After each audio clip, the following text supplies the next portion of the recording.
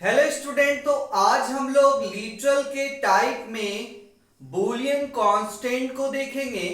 तो इसमें सबसे पहला पॉइंट है हमारा uh value of true representing true, यानी अगर आपका वैल्यू ट्रू होगा तो आप स्मॉल लेटर में ट्रू लिखेंगे।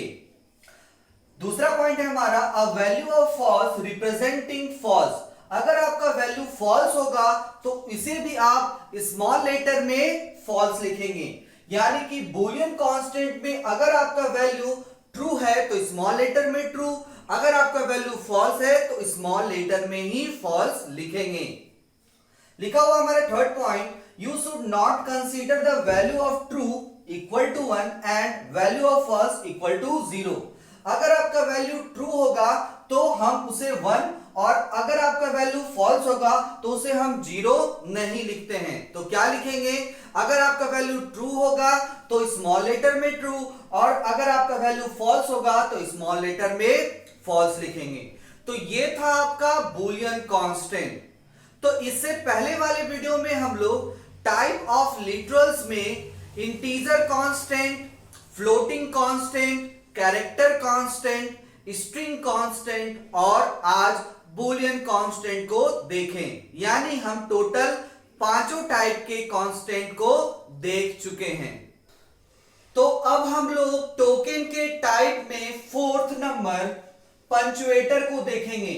इससे पहले टोकन के टाइप में हम कीवर्ड, दूसरा आइडेंटिफायर और तीसरा लिटरल, और लिटरल के पांचों टाइप को पढ़ चुके हैं। तो फोर्थ हमारा है पंचुएटर। पंचुएटर एक तरह का सेपरेटर होता है, यानी कि अलग अलग करने वाला। तो पंचुएटर में बहुत सारे कैरेक्टर का यूज होता है। कौन कौन सा? तो सबसे पहला है हमारा ब्रैकेट। ये हमारा ओपन ब्रैकेट होता है, ये हमारा क्लोज ब्रैकेट होता है।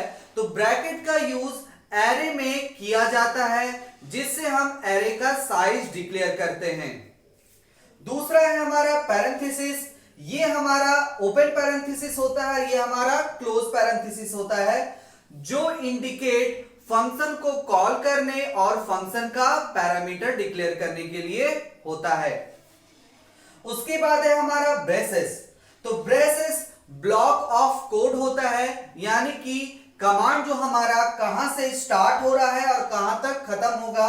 तो ये हमारा स्टार्टिंग के लिए है, ये हमारा एंड के लिए है।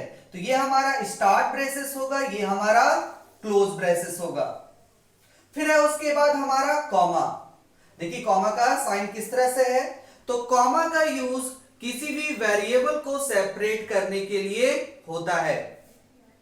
उसके बाद है हमारा एस्ट्रिक। एस्ट्रिक का यूज पॉइंटर को डिक्लेयर करने में होता है।